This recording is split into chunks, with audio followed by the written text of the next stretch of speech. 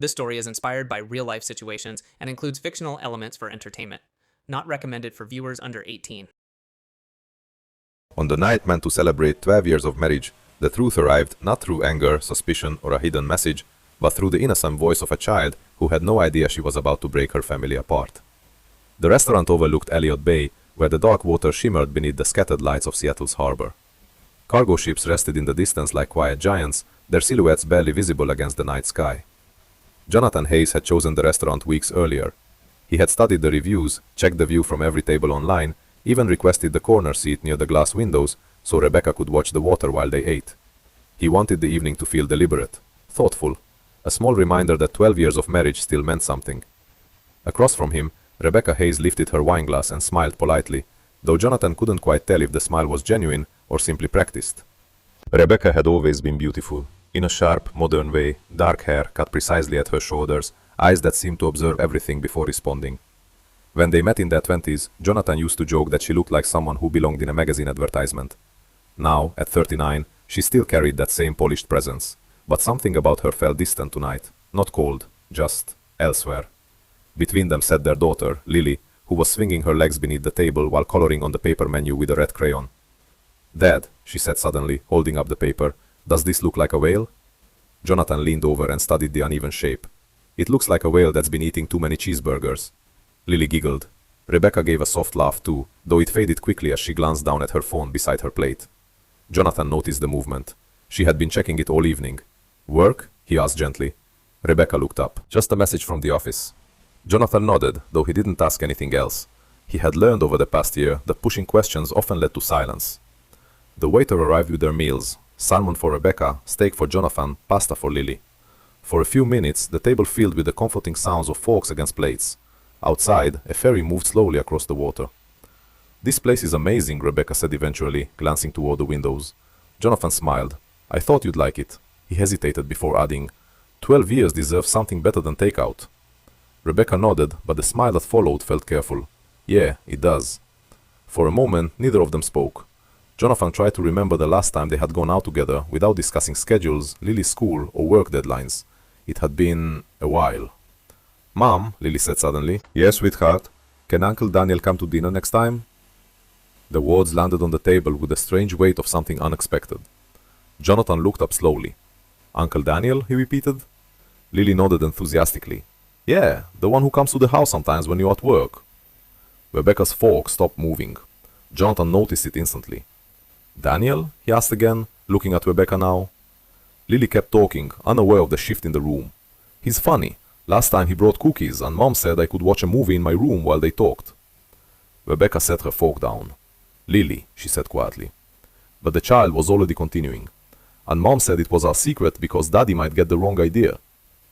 The silence that followed felt heavier than the ocean outside the windows. Jonathan stared at his daughter. Then slowly, very slowly, he turned toward his wife. Rebecca's face had gone pale. Outside, the ferry horn echoed across the dark water. Inside the restaurant, Jonathan Hayes realized that the night meant to celebrate his marriage had just revealed something he wasn't prepared to hear. And the worst part was that the truth hadn't come from an accusation. It had come from a child who believed she was simply telling a story. For a few seconds after Lily spoke, the world inside the restaurant seemed to slow. The plinking of silverware from nearby tables continued. Soft jazz drifted through hidden speakers. Somewhere behind them, a waiter laughed quietly with another customer. But at Jonathan Hayes' table, the air had turned heavy and unmoving. Rebecca stared at Lily, not angrily, not loudly, but with a kind of frozen urgency that made Jonathan's chest tighten. "Sweetheart," she said gently, though the softness in her voice sounded forced, "why don't you finish your pasta?" Lily blinked, confused by the sudden shift in tone. "I am," she said, twirling noodles around her fork. Jonathan didn't move. He kept his eyes on Rebecca. "Who's Daniel?" he asked calmly. The question wasn't loud, but it seemed to echo in the space between them. Rebecca reached for her wineglass and took a quick sip. "Oh," she said lightly, brushing her hair behind her ear. "Daniel Carter, you remember him?" Jonathan searched his memory. The name felt familiar but distant. "Should I?" he asked. Rebecca forced a small laugh. "We met him a few months ago, at that marketing fundraiser downtown. Tall guy, brown hair, works in tech." Jonathan said nothing. He was certain now that she was trying too hard to sound casual. Lily looked up again. "He's nice," she said. He helped me with my science project one day. Jonathan's eyes shifted slowly toward his daughter. He did? Lily nodded happily. Yeah, Mom said he used to be your friend. Jonathan felt something cold slide through his chest. He looked back at Rebecca. Is that true? Rebecca's lips parted slightly. Yes, she said after a pause. We all met him together that night, remember? Jonathan leaned back in his chair. Now he did remember. The fundraiser had been chaotic. Hundreds of people moving through a glass ballroom overlooking the city skyline. Rebecca had introduced him to several colleagues that night, and the names had blurred together. But Daniel Carter, yes, there had been a man. Jonathan remembered shaking his hand briefly near the bar. Nothing about the moment had seemed important, until now. He comes to the house? Jonathan asked quietly. Rebecca hesitated. Not often. Lily spoke again before Rebecca could finish. He comes a lot, she said cheerfully. Mostly after school. Rebecca's face tightened. Lily? But it's okay, the girl added quickly. Mom said it's just work. Jonathan felt the muscles in his jaw tighten. Work? He repeated. Rebecca inhaled slowly. Yes, she said. Daniel's company has been working with my firm. Sometimes it's easier to talk at home than in the office. Jonathan studied her expression carefully. He had known Rebecca long enough to recognize the tiny signals she couldn't hide. The way her fingers pressed against the stem of the wine glass. The way her eyes flickered toward the windows instead of meeting his. Outside, the harbor lights shimmered across the water like scattered pieces of glass. Jonathan's voice remained calm. And why, he asked slowly, would Lily think it's a secret? Rebecca froze. For a moment no one spoke. Then Lily answered again, helpfully, innocently. Because Mom said you might get the wrong idea. Rebecca closed her eyes briefly. Jonathan felt the quiet crack of something inside him.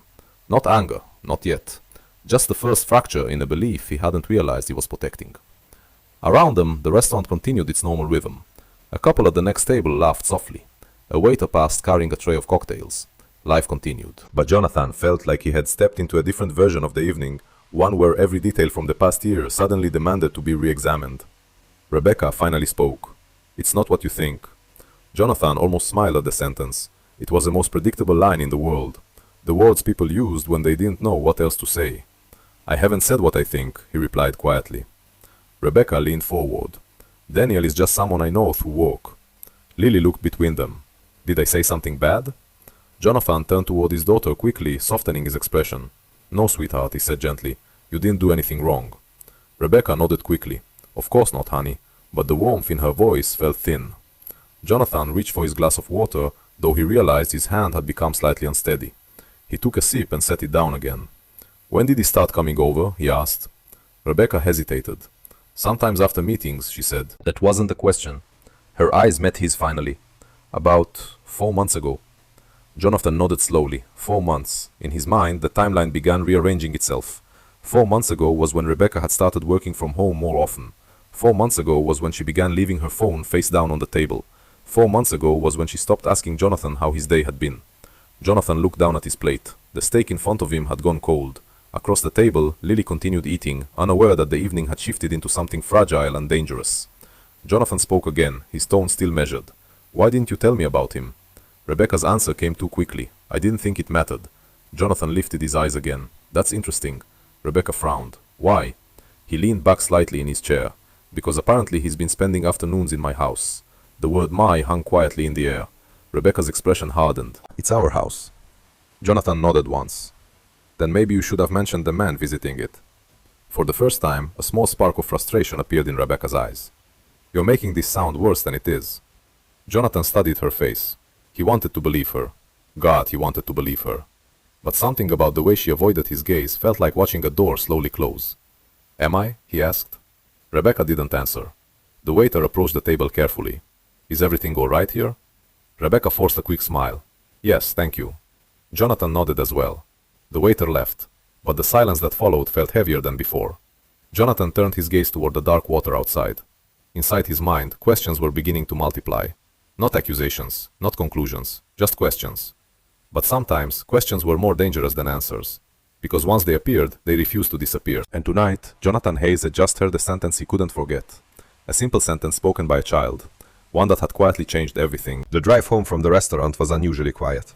Seattle's streets were slick with the thin mist that drifted in from the bay, reflecting streetlights in long golden streaks across the pavement. Jonathan drove carefully through the late-night traffic, while Rebecca stared out the passenger window. In the back seat, Lily had fallen asleep halfway through the ride, her small head leaning against the door. Normally, Jonathan would have turned on music. Tonight, he didn't. Silence felt easier than pretending everything was normal. Rebecca finally spoke as the car stopped at a red light. "You're overthinking what Lily said." Jonathan kept his eyes on the road. "Am I?" "It was innocent," she replied quickly. "She misunderstood things." Jonathan nodded slowly, though he didn't respond.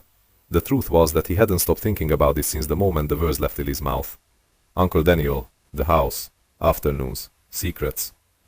They arrived home 20 minutes later. Their house stood in a quiet neighborhood of modern townhomes overlooking a narrow park. The porch light flickered on automatically as Jonathan pulled into the driveway. He carried Lily inside while she slept. Her small arms wrapped loosely around his neck, and for a moment, Jonathan focused only on the simple warmth of his daughter resting against him. It grounded him. Children didn't lie to protect complicated adult lives. They just told stories.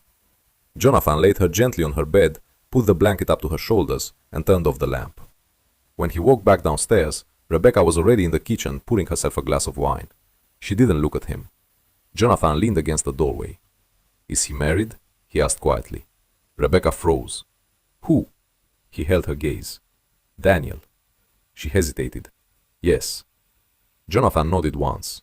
That answer, strangely, made the knot in his chest tighten. Does his wife know he visits other people's homes during work hours? Rebecca set the wine bottle down with a little more force than necessary. "You're doing it again." "Doing what?" "Turning this into something ugly." Jonathan rubbed a hand across his face. "I'm just trying to understand." Rebecca took a sip of wine. "There's nothing to understand." Jonathan looked at her for a long moment. "Then why didn't you tell me about him?" Rebecca didn't answer this time. Instead, she walked past him toward the stairs. "I'm tired," she said. "I have an early meeting tomorrow." Jonathan watched her disappear down the hallway. The conversation had ended not with clarity, but with a quiet avoidance that felt strangely deliberate. And that was the moment Jonathan realized something important. Rebecca wasn't trying to explain. She was trying to move past it. As if the subject itself was the real problem. Jonathan didn't sleep much that night. The house was quiet, except for the distant hum of traffic from the highway and the occasional creak of the heating system. Around 2 in the morning, he gave up trying. He walked downstairs and sat at the kitchen table with his laptop. At first, he told himself he was being ridiculous, but the questions kept returning. 4 months. That timeline refused to leave his mind. Jonathan opened Rebecca's public Instagram page. It was something he had rarely done before. Social media had always seemed trivial compared to real life. Tonight it felt different. He scrolled slowly through the photos. Rebecca at a rooftop bar with co-workers. Rebecca at a marketing conference. Rebecca smiling beside a tall man he vaguely recognized. Jonathan paused. The caption read, "Great night at the Cascade Tech fundraiser. Exciting partnerships ahead." Jonathan stared at the man in the photo. Brown hair, tall, relaxed smile. Daniel Carter. Jonathan leaned back in his chair. He remembered that night now. The conversation had been brief. 2 men shaking hands, exchanging polite comments about business. At the time, Jonathan had thought nothing of it. Now, he studied the picture more carefully. Daniel stood a little closer to Rebecca than the others. His hand rested lightly against the small of her back. The kind of gesture people rarely noticed unless they were looking for it. Jonathan closed the laptop slowly. He felt something uncomfortable settling inside him. Not rage, not even certainty. Just the slow awareness that small details from the past were beginning to rearrange themselves into something new. Over the next few days, Jonathan noticed things he had previously ignored. Rebecca started locking her phone when she left the room. She took more calls on the balcony instead of in the living room. And twice that week, she mentioned working from home because she needed quiet time for projects. Jonathan didn't confront her, not yet. Instead, he watched, observed. One Thursday afternoon, he left work early under the excuse of a cancelled meeting. He didn't go home immediately. Instead, he parked 2 blocks away and sat in his car watching the street. The rain had returned, tapping softly against the windshield. Jonathan told himself he wasn't spying. He just wanted to calm the growing storm of questions inside his head. If Daniel never appeared, then maybe Lily had simply misunderstood everything. Maybe Rebecca was telling the truth. For nearly an hour, nothing happened. Neighbors came and went. A delivery truck stopped at the corner. Jonathan almost started the engine to leave. Then a black sedan pulled slowly into the street. It parked in front of Jonathan's house.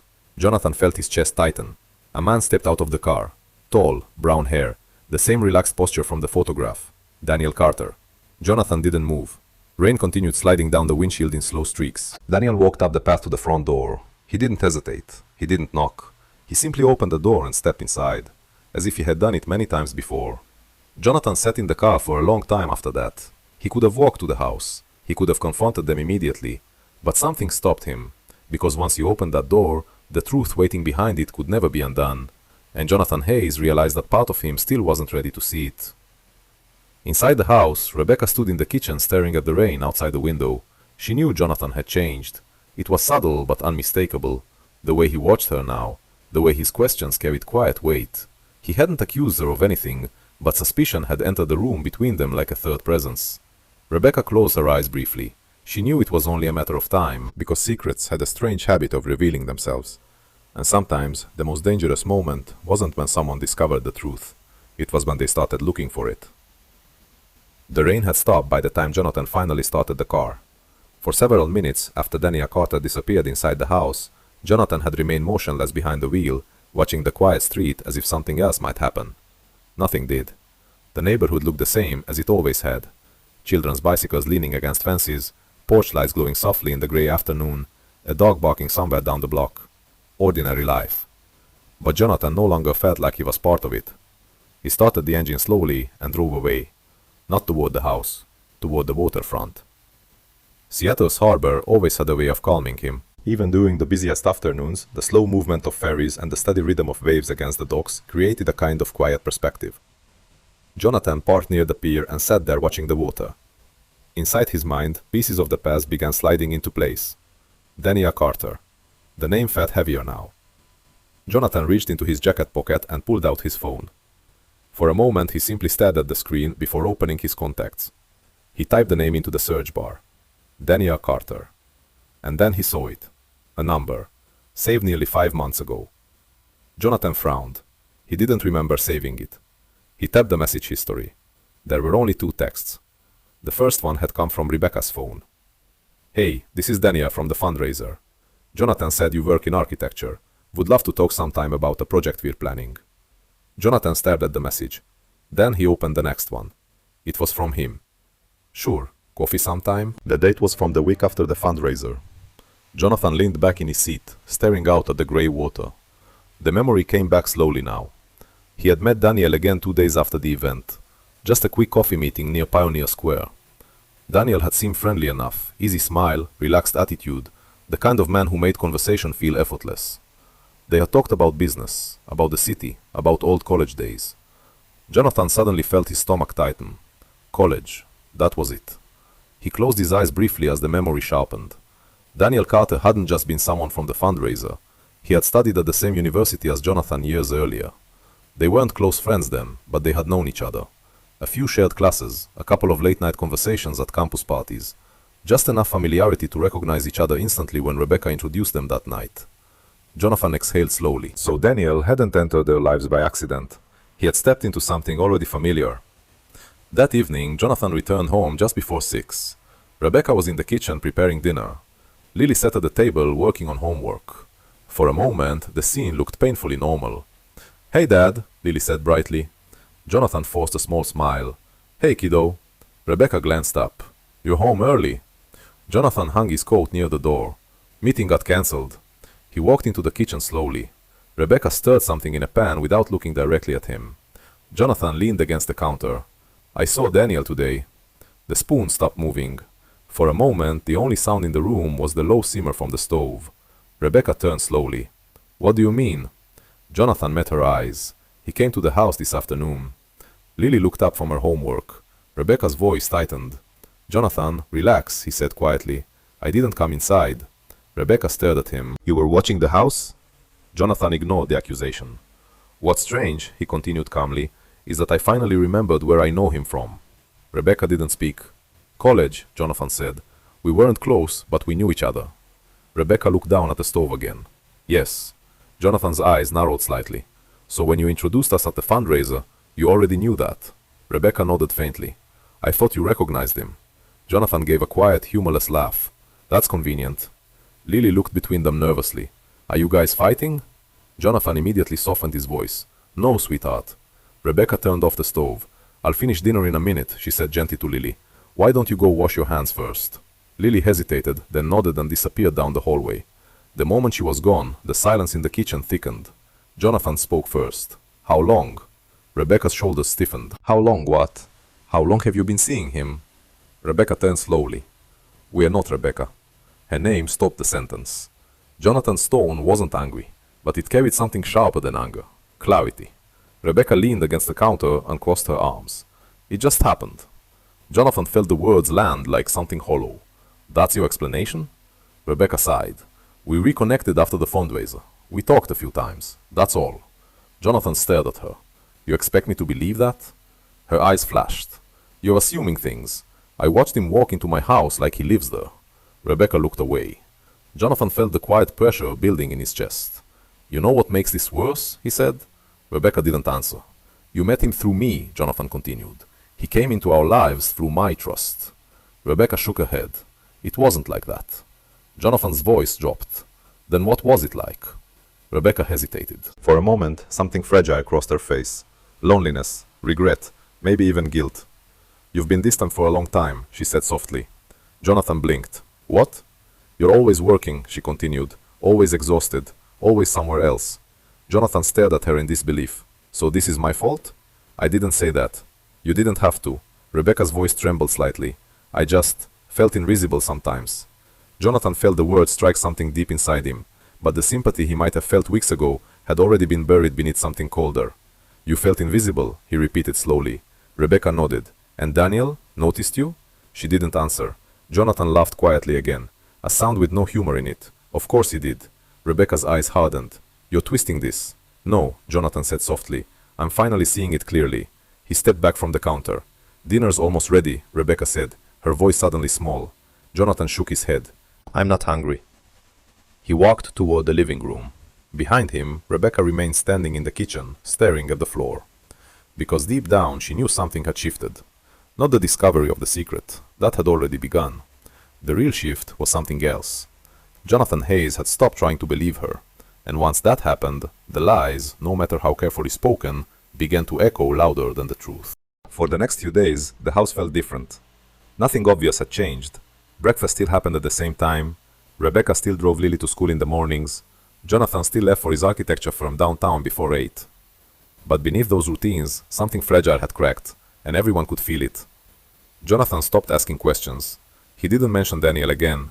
He didn't accuse Rebecca of anything. Instead, he became quieter. Not cold, not angry, just distant in a way that made every shared moment feel slightly uncomfortable. Rebecca noticed it immediately. In the evenings, she would glance at him across the living room and find him staring absently at his laptop or reading emails on his phone. Before, he used to talk about his projects, new buildings, design problems, the chaos of city permits. Now he barely spoke.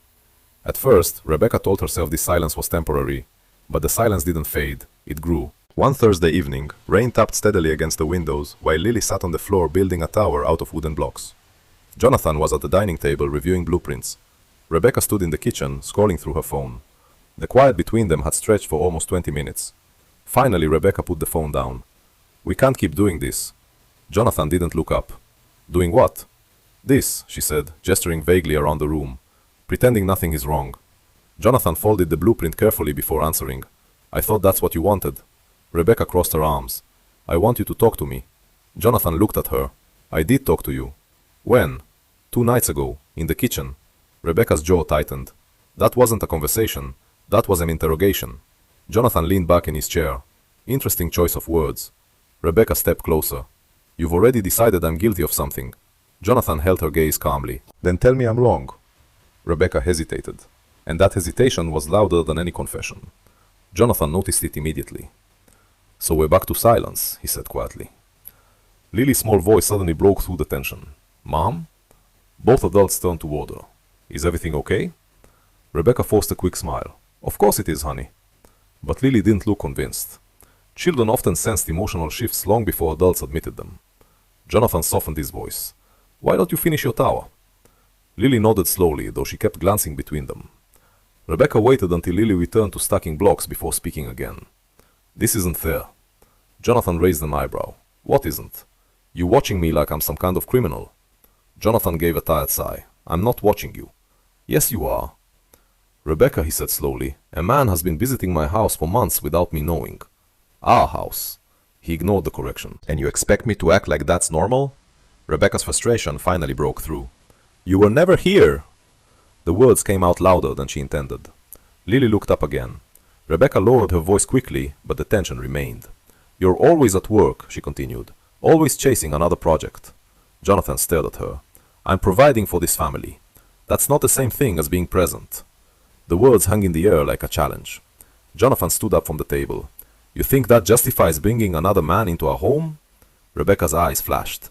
"I never said that. But that's what happened. It's not like you think," she insisted. Jonathan took a slow breath. "Then explain it." Rebecca looked down for a moment before answering. "Daniel listens to me." Jonathan felt something inside him twist. "I listen to you." "No," Rebecca said quietly. "You hear me." Jonathan frowned. "What does that even mean?" Rebecca struggled for the right words. You hear the practical things, the schedules, the bills, Lily's school events, and? But you stopped seeing me a long time ago. Jonathan stared at her in disbelief. "You're rewriting our entire marriage because you met someone who flirted with you. That's not fair. Neither is sneaking around." Rebecca's voice trembled now. "I wasn't sneaking." Jonathan almost laughed. "You told our daughter to keep it a secret." Rebecca opened her mouth to respond, but Lily suddenly spoke again. "Are you getting divorced?" The room went completely still. Both adults turned toward her. Lily's eyes were wide, her unfinished block tower forgotten. "Emma's parents got divorced," she said quietly. "They used to argue like this." Rebecca's face softened instantly. "No, sweetheart," she said quickly, walking over and kneeling beside her. "We're just having a disagreement." Jonathan stood near the dining table, feeling the weight of his daughter's gaze. "Sometimes adults argue," Rebecca continued gently. It doesn't mean anything is breaking. But Lily's voice was small when she asked her next question. "Then why does it feel like it is?" Rebecca had no answer. Across the room, Jonathan felt the truth of the child's words settle heavily in his chest. Because Lily was right. Something was breaking. Not suddenly, not violently, but slowly, the way cracks spread through glass long before it finally shatters. Rebecca stood up again. Her voice was quieter now. "Maybe we should talk later." Jonathan nodded once. Maybe. But as he looked around the room, the half-built tower, the tense silence, Rebecca's exhausted expression, he realized something painful. The breaking point wasn't coming. It had already arrived. They just hadn't admitted it yet. And the only person who had spoken the truth out loud was the child, who could feel her family falling apart. The house was finally quiet. Lily had fallen asleep an hour earlier, after Rebecca read her 2 bedtime stories instead of 1. Jonathan could hear the faint hum of the hallway nightlight through the open staircase, casting a soft yellow glow across the living room floor. Rain had returned to Seattle again, gentle but steady, tapping against the windows like an impatient visitor. Jonathan sat on the couch, staring at the dark television screen. He had turned it on earlier without actually watching anything.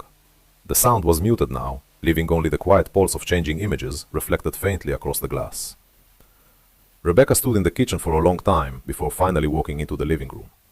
Jonathan didn't turn around when she entered. "I think we should talk," she said softly. Jonathan let out a small breath. "We've been talking for days." "Not really." He glanced over his shoulder. "What do you call it then?" Rebecca hesitated before sitting down in the armchair across from him. "Circling the truth." Jonathan leaned back against the couch. "Then stop circling." For a moment, Rebecca simply looked at her hands folded in her lap. The silence stretched. Finally she spoke. It wasn't just emotional. Jonathan felt the words land quietly in the room. He didn't move. He didn't interrupt. Rebecca continued, her voice steady but fragile. "It started after the fundraiser. At first we were just talking, coffee meetings, emails about work, things like that." Jonathan kept his eyes on the window where rain traced slow paths down the glass. "And then?" Rebecca swallowed. "And then it became more." The simplicity of the confession carried a strange weight. Jonathan turned toward her. "How long?" Rebecca closed her eyes briefly before answering. "About 4 months." The same timeline Lily had unknowingly revealed. Jonathan nodded once, as if confirming a fact he had already suspected.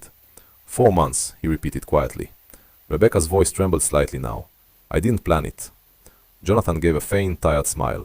"No one ever does." Rebecca looked at him with something close to desperation. "You have to believe that." Jonathan studied her face for a moment. "What I believe doesn't seem very important right now." Rebecca shook her head. "It is." Jonathan leaned forward slightly. "Then help me understand something." Rebecca waited. "When exactly did you decide it was okay to bring him into our home?" Rebecca's shoulders tightened. "It only happened a few times." "That wasn't a question." She hesitated again. Jonathan felt the familiar echo of half-truths filling the silence. Finally, she answered. 2 months ago. Jonathan let the information settle. "So halfway through the affair?" Rebecca flinched at the word. Jonathan noticed. You don't like that word? He asked quietly. Rebecca looked down. It sounds ugly. Jonathan's voice was calm. It's accurate. Another long pause followed. Rebecca finally looked up again. Daniel made me feel different. Jonathan said nothing. He noticed things, she continued slowly. Little things. The way I talked about work. The way I worried about Lily. The things I used to dream about before life got so busy. Jonathan's eyes narrowed slightly. So he listened. Yes, and I didn't. Rebecca hesitated. You stopped trying. Jonathan stared at her. I was building a career, building a life for us. I know that, she said quickly, but somewhere along the way we stopped being partners. Jonathan stood up and walked toward the window. Outside, the rain blurred the streetlights into soft golden circles. Behind him, Rebecca's voice continued quietly. Daniel said I deserved more than just routine. Jonathan felt a bitter laugh rise in his throat. And what did he promise you? Rebecca didn't answer immediately.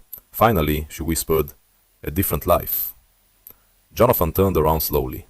What does that even mean? Rebecca struggled to explain. Something less empty. Jonathan stared at her in disbelief. You think our life is empty? That's not what I meant. That's exactly what you meant. Rebecca stood up now, pacing slowly across the room. I felt invisible, Jonathan. You've said that before. Because it's true. Jonathan's voice hardened slightly. So the solution was another man? Rebecca shook her head, tears forming in her eyes. I wasn't trying to hurt you. Jonathan watched her carefully. For the first time that evening, he realized something unsettling. Rebecca wasn't trying to defend the affair. She was trying to justify how it had made her feel. And that difference mattered, because it meant the confession wasn't really for him. It was for her, a way to lighten the weights he had been carrying. Jonathan spoke quietly. Do you love him? Rebecca froze. I don't know. Jonathan nodded slowly. Does he love you? Another pause. I think he thought he did. Jonathan tilted his head slightly. Thought? Rebecca looked away. He said things would be different if we were together. Jonathan waited. But? Rebecca's voice became very quiet. But he never actually left his wife. Jonathan felt a strange calm settle inside him. So the man who promised you a different life wasn't willing to change his own. Rebecca didn't respond. The silence between them stretched long enough for the truth to settle fully in the room. Finally, Jonathan spoke again. You know what's interesting? Rebecca looked at him. You think this confession is going to fix something? I never said that. But that's why you're telling me now, he continued calmly. You want honesty to clean the wound. Rebecca shook her head weakly. I just don't want to lie anymore. Jonathan nodded. That's good. Rebecca looked at him hopefully, but his next words erased that hope instantly. Because the truth isn't going to heal anything. Rebecca's expression faltered. Jonathan's voice remained steady. You didn't tell me this to help me understand, he said. You told me because you couldn't carry the guilt anymore. Rebecca whispered, That's not fair. Jonathan met her eyes. Maybe not. He walked toward the hallway leading upstairs. Jonathan, she said softly. He paused but didn't turn around. I'm sorry, Rebecca said. The words hung in the quiet room. Jonathan stood there for a moment before answering. I believe you. Rebecca's face filled with fragile relief. But then he finished the sentence. I just don't think it matters anymore. And as he walked upstairs, Rebecca realized something painful. Confessions sometimes brought forgiveness, but sometimes they arrived too late. And when that happened, the truth didn't repair anything. It simply revealed how broken everything already was. Jonathan didn't sleep that night. He lay awake beside Rebecca, staring at the faint shadows moving across the ceiling as headlights from passing cars slipped through the curtains. Rebecca had fallen asleep eventually, though her breathing sounded uneven, like someone pretending to rest rather than truly finding it. Jonathan watched the quiet rise and fall of her shoulders. For 12 years, this had been the person he woke up beside.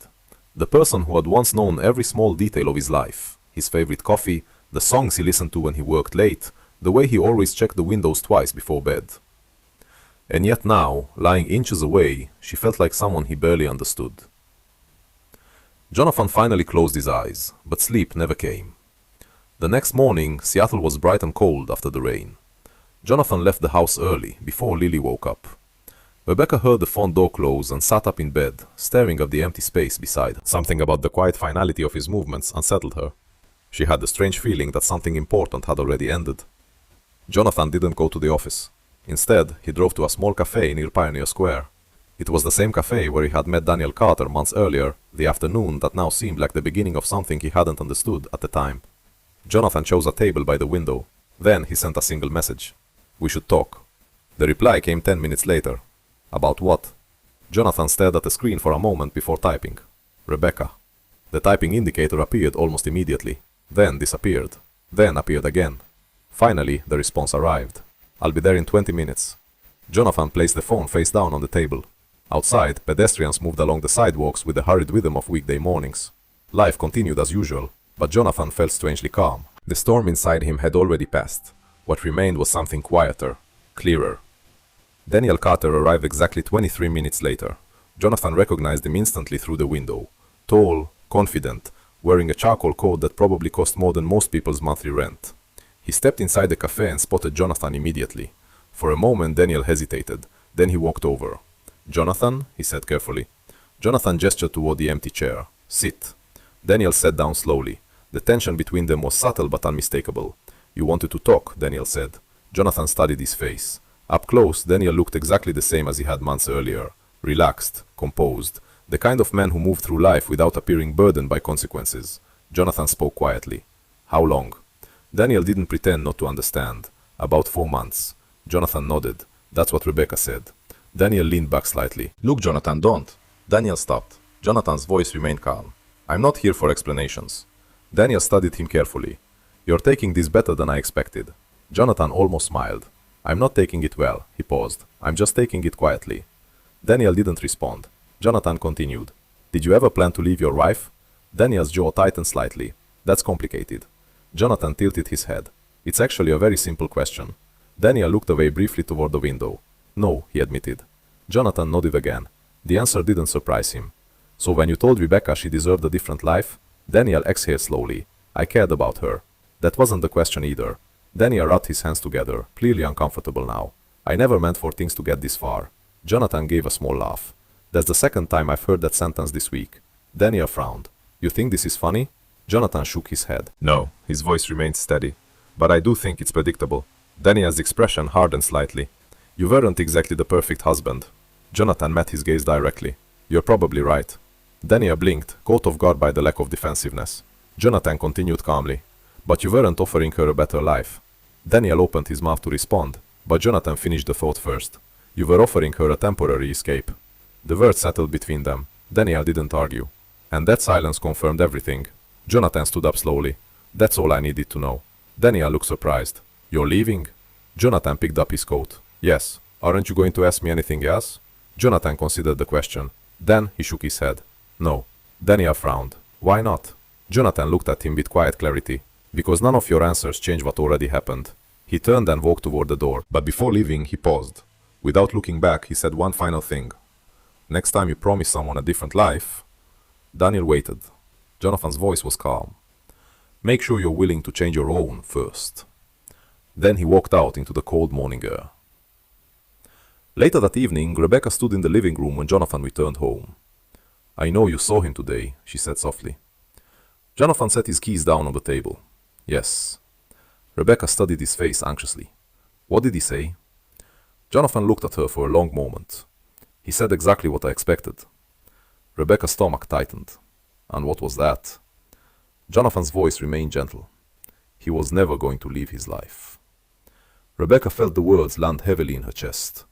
Somewhere deep down she had already known that, but hearing it spoken out loud felt different, more final. The dream she had been clinging to, the idea that Daniel represented something bigger, something meaningful, suddenly felt fragile, almost childish. Jonathan watched the realization slowly appear in her eyes. You believed he was offering you something real, Jonathan said quietly. Rebecca didn't answer, because she knew now that it hadn't been real, not in the way she had imagined. Jonathan walked past her toward the stairs. Rebecca's voice stopped him. Jonathan, what happens now? He paused. For a moment the house felt completely still. Then he answered without turning around. Now? Rebecca waited. Jonathan's voice was calm, but there was something empty inside it. Now we live with the truth. And Rebecca realized something terrifying in that moment. The passion she had believed in was already fading, but the damage it caused was permanent. What had felt like an exciting escape only months ago had quietly become something else. A collapse. One that no one had noticed until it was already too late. 6 months later, Seattle moved into the quiet gray of early winter. The sky often looked like unfinished watercolor. pale clouds stretching low over the city, soft rain falling in patient rhythms across rooftops and sidewalks. Life continued as it always did. But for Jonathan Hayes, life had rearranged itself into something unfamiliar. The apartment overlooked Lake Union. It wasn't large, but it had wide windows and a small balcony where Jonathan sometimes stood in the evenings watching the seaplanes land on the water. When he first moved there, the silence felt strange. After 12 years of shared space, shared routines, shared mornings, the quiet had seemed almost unnatural. But eventually, the quiet became something else. Peaceful, predictable, honest. Jonathan placed 2 mugs of hot chocolate on the kitchen counter as Lily ran into the living room carrying a board game. "Dad, you said we could play tonight," she reminded him. Jonathan smiled. "I remember." Lily climbed onto the couch and began setting up the pieces. Her visits had become the brightest part of Jonathan's week. At first, she had asked many questions. Why wasn't Mom coming? Why didn't they all live in the same house anymore? Jonathan had answered as gently as possible. Sometimes, grown-ups needed different spaces. Sometimes, people changed. The explanations were simple, but Lily had understood more than he expected. Children often did. Now, she seemed more comfortable in the small apartment, though occasionally, Jonathan caught glimpses of sadness in her eyes when she mentioned school events or family activities where both parents used to attend together. Still, she was adapting. Children were resilient in ways adults rarely were. Across the city, Rebecca Hayes lived in the house that once felt like the center of her life. Now, it felt larger than it used to. Too quiet, too full of memories. The divorce had been finalized 2 months earlier. There had been no dramatic court battles, no shouting matches over property. Jonathan had insisted on keeping things calm for Lily's sake. Rebecca appreciated that. But the calmness had also made the ending feel strangely final. Some nights she walked through the house and paused in rooms that still held echoes of the life they once shared. The kitchen where Jonathan used to drink coffee before work, the living room where Lily built towers from wooden blocks, and the dining table where they had celebrated birthdays and anniversaries. One memory always returned with uncomfortable clarity. The restaurant, the anniversary dinner, the moment Lily spoke without realizing what she was revealing. Rebecca sometimes wondered what would have happened if the sentence had never been spoken, if the secret had remained hidden a little longer. But deep down she knew the truth. Secrets had a way of surfacing eventually, and some truths simply arrived sooner than expected. Daniel Carter disappeared from Rebecca's life not long after Jonathan confronted him. At first, Daniel sent a few messages. Short ones, careful ones. But when Rebecca stopped responding, the messages eventually stopped too. Rebecca later heard through mutual contacts that Daniel and his wife had moved to San Diego for a new job opportunity. The news didn't hurt as much as she expected. If anything, it clarified something she had slowly begun to understand. The relationship that once felt intense and exciting had never truly been built for real life. It had existed in small moments, secret conversations, afternoons that felt separate from responsibility. Without those conditions, the connection faded quickly. What Rebecca had believed was love now looked different, temporary, fragile, and not worth the cost it created. One Sunday afternoon, Jonathan walked along the lake with Lily. The water was calm, reflecting the pale winter sky. Lily skipped small stones along the edge of the path. "Dad?" "Yes?" "Are you sad?" Jonathan considered the question carefully. "Sometimes," he admitted. "About Mom?" Jonathan nodded. "Sometimes about everything." Lily thought about that. "Mom gets sad too," she said quietly. Jonathan wasn't surprised. "People get sad when things change," he explained gently. Lily kicked a small pebble along the path. "Do you still love her?" Jonathan stopped walking for a moment. The question was simple, but the answer felt complicated. He looked out across the water, watching a seaplane glide slowly toward the surface. "I think," he said slowly, "that I love the person she used to be." Lily frowned slightly. "What do you mean?" Jonathan searched for words a 10-year-old could understand. "Sometimes people grow in different directions," he said, "and after a while they become someone new." Lily looked thoughtful. "Like when my old friend Emma moved to another school?" "Something like that," Jonathan said with a faint smile. They continued walking. For a while, neither of them spoke. That evening, after Lily returned home, Jonathan stood alone on his balcony, watching the lights of the city shimmer across the dark water. 6 months earlier, he believed the deepest betrayal in his life had been Rebecca's affair. The secrecy, the lies, the quiet afternoons another man had spent inside his home. But time had changed his perspective, because the more distance he gained, the more he understood something unexpected. The affair wasn't the moment everything broke. It was simply the moment everything became visible. The real betrayal had started much earlier.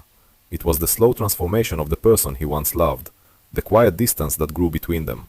The gradual realization that the woman he thought he knew had already become someone else long before the truth appeared. Jonathan rested his hands on the railing, breathing in the cool air. Somewhere across the city, Rebecca was probably finishing dinner with Lily. Their lives still touched in small ways because of their daughter, but the life they once shared was gone. Not destroyed in a single dramatic moment, just finished. And Jonathan finally understood something that had taken months to accept. Sometimes the deepest betrayal isn't the affair itself. It's the moment you realize the person you loved has already become a stranger.